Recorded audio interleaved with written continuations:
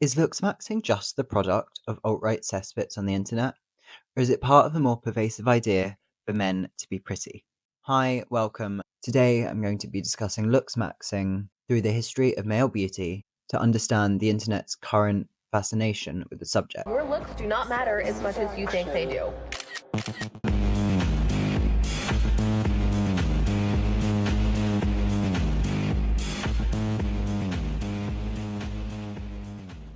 With an exponential rise in male skincare content and a desire for Botox and fillers around the jawline, the industry of male beauty and wellness proliferates our culture and makes incredible amounts of money. With so much information on aesthetic improvement for men and boys, often rather young, let's take a look at the history of male beauty and its role in our modern culture. Why is there such a noticeable rise in a culture of beauty for men? Why are young boys being told how to improve their body, health, and beauty by random strangers on the internet? Obviously, this isn't something new. It's something we're used to seeing, conditioned to seeing this kind of information aimed at women's bodies on the covers of magazines, in films, on social media. But what seems so novel to us is that this propaganda is now being very visibly aimed at men. There's this mass proliferation of media on male beauty that everyone is observing on social media at the moment. Unlike a lot of women who are conditioned to seeing this kind of information from a very young age, when you see all this content growing up, you do learn a kind of media literacy to work out some truth or lies. If young boys are suddenly starting to see it, well, they have the same skills.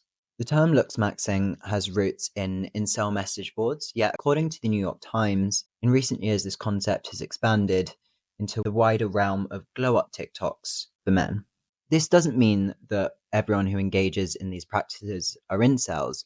In fact, many who come from incel circles on the internet regard these TikTok Looksmaxxers as handsome interlopers. Even mainstream sites like Medium have their own guides on how to Looksmax. Though it might be ironic, it still shows just how much it's entered our mainstream culture. I want us to think about changes in the gendering of beauty media for us to understand wider societal changes in the concept of gender. Wanting to be a more beautiful man is nothing new, but like open discourse about a want for beauty and the process in which you might achieve it for the less fair sex seems to be in opposition to the narrative of masculinity that we're so used to engaging in. Today, therefore, I want to talk about the history of male beauty, to look at the cultural context of Looksmaxxing and its meaning in our modern society. So, how concerned with beauty were the men of history? Well, when looking at how we view male beauty in history, David Yee, author of Pretty Boys, Legendary Icons Who Redefined Beauty, he argues that a modern heteronormative filter has been put on the leaders and rulers of the past to omit the grooming rituals for fear they would be stripped of their dignity or deemed less powerful if it was discovered they have a passion for cosmetics or being pretty. He further argues against this myth of men's makeup as a post-Bowie phenomenon. So what should a really hot man look like? Let's do a quick timeline. Art from the 6th century BCE in Attica, Greece, shows statues tending to depict youth rather than specific individuals as the ideal for beauty. It's then developed into naturalistic depictions of athletes. A man must be civilized while beautiful. Roman art later on seems to be more willing to depict physical flaws, but really focused on emphasizing political power as beauty. Medieval art supported the body of Christ as exemplary of spiritual perfection. This drawing from Hildegard of Bungen depicts a man in harmony with the universe. To be beautiful, a man was encouraged to cater for his soul. Da Vinci's Vitruvian Man was a perfect man, but more based on scientific evidence in human anatomy. Michelangelo's David, on the other hand, gives us a sense of a classical idea of beauty, yet is likely intentionally disproportionate. One doesn't necessarily need Vitruvian mathematical proportions, but pose and gesture is emphasized. Symbolism is really important to Renaissance beauty, but I'll discuss that later. Michaela Simonova from The Collector wants us to imagine how these different ideals would look like on social media. A classical man would be in the gym reading Plato. A medieval man would be slim and spiritually connecting with himself. A Renaissance man would showcase his wealth and success.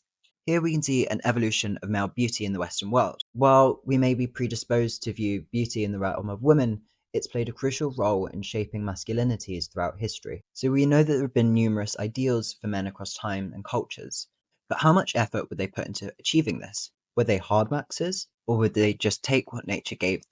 David Yu points to an archaeological study from the University of Bristol showing that Neanderthal people from all walks of life used a form of prehistoric highlighter and foundation. Gym bros, if you're going to try the caveman diet, why not also try caveman beauty?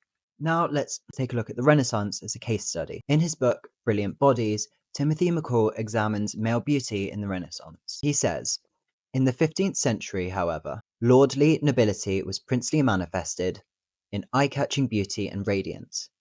Fair complexion and blonde hair magnified a prince's charisma. Blanched, brilliant beauty legitimized authority and privilege. In his argument, McCall points towards a culture in which male beauty was a legitimizing tool for rulership. With contemporary authors making references to Achilles and Aeneas, beauty can be considered a gift from the gods, perhaps alluding to a divine right to rule. Conforming to a beauty standard of luminous golden hair and fair skin, art would depict these beautiful aristocrats in aesthetic opposition to the peasantry. The princes were beautiful, and therefore they had good souls according to physicians. That is why they rule. The peasants, those engaged in manual labour, were dark, unclean, and unshaven. The aesthetic qualities of these people helped to naturalize the order of society. Renaissance lords were scrutinized for their appearance. Worrying about being too fat, we can see cases of extreme dieting and bullying. Why? Because while there were some nuances in beauty ideals, brilliant bodies were beautiful because they were noble, and noble because they were beautiful. What's important here is an understanding that beauty and cosmetics stands not in opposition but goes hand in hand with masculine ideals of the period. David Yee argues that men had a positive relationship with beauty in the court of Louis XIV. They would follow his lead, wear rouge, wigs, and powders for men. So what changed? Well, all good things must come to an end, and at the end of the 18th and start of the 19th centuries came the great masculine renunciation. Yee writes that men abandoned their claim to be considered beautiful and henceforth aimed only at being useful. In the post-revolutionary world, it was the role of men to uphold the democratic civic ideal, to contribute and to conform to a mass of democratic citizens rather than individualistic expressions, and they aimed to confine beauty to the realms of women. Laws in the Victorian era somewhat criminalised cosmetics for men in the US and the UK. In fact, a court case in London in the 1920s shows the possession of cosmetics being used as evidence to prosecute sodomy. A case of a Victorian fear of beauty I found quite interesting was in 1840.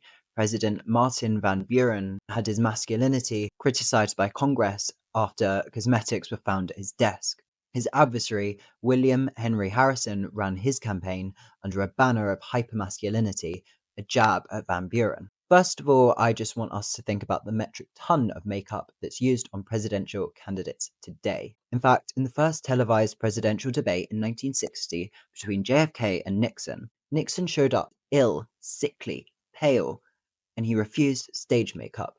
The young, beautiful JFK, he went for it. After the debate, the polls flipped, and perhaps Nixon was quite literally mogged out of the White House. Yo, Chico. While I don't think the presidential candidates of today are going to be stealing anyone's heart, perhaps the right mix of the ordinary serums and CeraVe cleanser, Biden might not look a day under 90. With the rise of the mass media, there has been this explosion of dissemination of beauty secrets. Once confined to a Renaissance book of secrets, beauty tips, tricks, and hacks can be shared for profit to millions of viewers. According to L.A. Riccardelli and R.J. Williams in Encyclopedia of Body Image, Human Appearance, they argue that the growth of the media has supplanted the church and state as institutions that govern beliefs, values, and behaviors, including beauty. The muscularity of elite high school American football players has significantly increased since 1971, along with the physiques of action figures such as G.I. Joe bulking, some more than extreme bodybuilders. With increasingly unattainable body standards for men on the media and the internet, I think what social media has done is create this space where there's like a cross-contamination of information between men and women. Men have been observing women do get ready with me and creating watching beauty content, and now seem to have mirrored this in some way. It's resulted in some disturbing language and attitudes towards self-improvement. I want to talk about the language used in Looksmaxxing. There are YouTube Looksmaxxing guides explaining the practice in terms of maxing out the looks bar stat in a video game.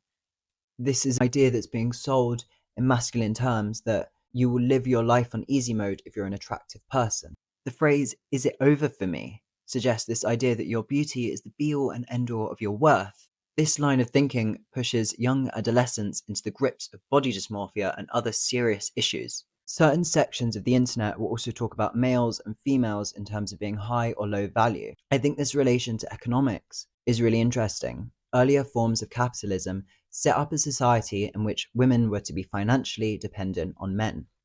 Through this, a heterosexual couple, men would bring the money, women the beauty. Yet, since second wave feminism, women in our society have growing financial independence. So what do men really have to offer anymore?